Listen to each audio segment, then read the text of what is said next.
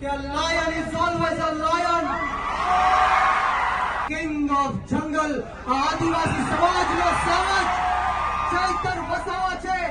અને જો ગુજરાતની સરકાર અને નરેન્દ્ર મોદી એવું સમજતા હોય કે આના બાપની દેશ છે, એના બાપનું આ દેશ છે, તો સાંભળી લેજો कि रण में जो हार मान ले वो वीर नहीं है. रण में जो हार मान ले वो वीर नहीं है. जो प्यास ना बुझा सके वो नीर नहीं है. कुर्सी पर बैठे नेता किसी घमंड में ना रहे, ये सत्ता किसी के बाप की जागीर नहीं है.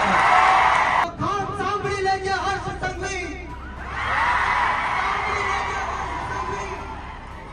ચૈતર વસાવા આંદોલનની કોંગમાંથી જન્મેલો એક નેતા છે. દિલ્હીમાં જ્યાં નરેન્દ્ર મોદી શાસન કરી રહ્યો છે, એના કાનના પડદા ફાટી જવા જોઈએ. બંને હાથ ઉપર કરે, બંને હાથ ઉપર કરે. મુઠ્ઠી વાળી અને તાકાતથી બોલવાનું છે. બોલો જય જોહાર. ચૈતરભાઈ સંઘર્ષ કરો. बुज़दिल हम नहीं जो पीछे से वार करते हैं. बुज़दिल हम नहीं जो पीछे से वार करते हैं. अरे हम तो वो आदिवासी है जो शेर को भी जगा के शिकार करते हैं. कोળી સમાજ પણ આદિવાસી સમાજની સાથે આ સરકારને મોરે મોરો દઈ દેશે.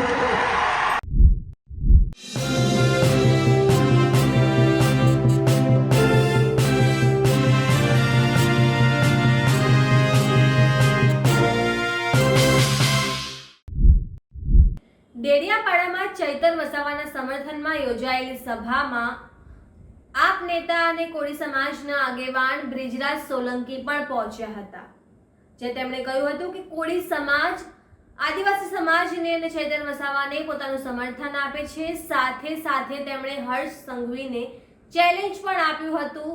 પોલીસ પર પણ પોતાનો આક્રોશ વ્યક્ત કર્યો હતો. બ્રિજરાજ સોલંકીએ ચૈતર વસાવાને લાયન ગણાવ્યા હતા, આદિવાસી સમાજના હીરો ગણાવ્યા હતા.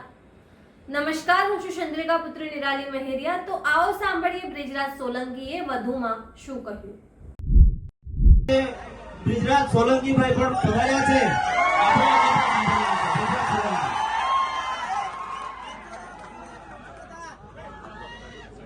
આજે ડેડિયાપાડા મુકામે આમ આદમી પાર્ટીના ધારાસભ્ય અને આદિવાસી સમાજના સાવજ એવા ચૈતરભાઈ વસાવાના સમર્થનમાં જ્યારે હજારોની સંખ્યામાં આદિવાસી સમાજના લોકો ઉપસ્થિત છે, ત્યારે મંચ પર બિરાજમાન આદરણીય ઈશુદાનભાઈ ગઢવી, ગોપાલભાઈ ઇટાલિયા, મનોજભાઈ સોરઠિયા, યુવરાજસિંહજી, અનંતભાઈ પટેલ, નિરંજનભાઈ, તમામ નામી અનામી સમગ્ર દેશમાંથી પધારેલા આ તમામે તમામ આદિવાસી સમાજના નેતાશ્રીઓનું આ તકે હું સ્વાગત કરું છું. અને સાથોસાથ મારી સામે ઉપસ્થિત એટલી બહોળી સંખ્યામાં વરસાદી વાતાવરણમાં મારા પિતા તુલ્ય વડીલો, મારી માતૃશક્તિ, ભાઈઓ બહેનો, બાળકો અને ખાસ કરીને મારા આદિવાસી સમાજના યુવાનોને હું કહેવા માંગુ છું કે a lion is always a lion. A lion is always a lion. There are so many jackals and other animals in the forest, but there will be only one lion.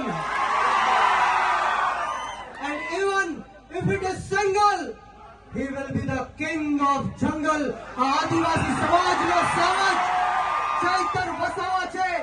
અને જો ગુજરાતની સરકાર અને નરેન્દ્ર મોદી એવું સમજતા હોય કે આના બાપની દેશ છે, એના બાપનું આ દેશ છે, તો સાંભળી લેજો कि रण में जो हार मान ले वो वीर नहीं है. रण में जो हार मान ले वो वीर नहीं है. जो प्यास ना बुझा सके वो नीर नहीं है. कुर्सी पर बैठे नेता किसी घमंड में ना रहे, ये सत्ता किसी के बाप की जागीर नहीं है.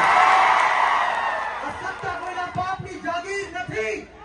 जो गुजरातनी सरकार અને પોલીસને એમ લાગતું હોય કે ચૈતર વસાવાને પૂરીને આદિવાસી સમાજનો અવાજ દબાવી દેશું, તો ખામ સાંભળી લેજે હર્ષ સંઘવી. ચૈતર વસાવા આંદોલનની કોંગમાંથી જન્મેલો એક નેતા છે. ગરમ તપતી ભઠ્ઠીમાંથી નીકળેલો નેતા છે. અમે કોઈના બાપથી ડરવાના કે ગભરાવાના નથી. એક વાર નહીં, બે વાર નહીં, 10 વાર આ ચૈતર વસાવાને જેલમાં નાખ્યો. બોલો તમને ગુસ્સો આવે છે કે નથી આવતો? તો આજે હુંકાર અને આજે અવાજ એવો કાઢવાનો છે કે આ ગાંધીનગર નહીં પરંતુ દિલ્હીમાં જ્યાં નરેન્દ્ર મોદી શાસન કરી રહ્યો છે એના કાનના પડદા ફાટી જવા જોઈએ. બંને હાથ ઉપર કરે, બંને હાથ ઉપર કરે, મુઠ્ઠી વાળી અને તાકાતથી બોલવાનું છે. બોલો જય જોહર, જય જોહર, જય આદિવાસી, જય આદિવાસી. ચૈતરભાઈ સંઘર્ષ કરો, ચૈતરભાઈ સંઘર્ષ કરો. આપણે સૌએ ચૈતરભાઈ માટે લડવું છે કે નથી લડવું? ક્રાંતિ લાવી છે કે નથી લાવી? તમને હાથ ઉપર કરી તાળી વગાડીને મને કહેવાનું છે બોલો લડેંગે, લડેંગે, લડેંગે, લડેંગે. છેલ્લી મારી વાત કહીને મારી વાણીને વિરામ આપીશ કે બુઝદિલ હમ નહીં જો पीछे से वार करते हैं.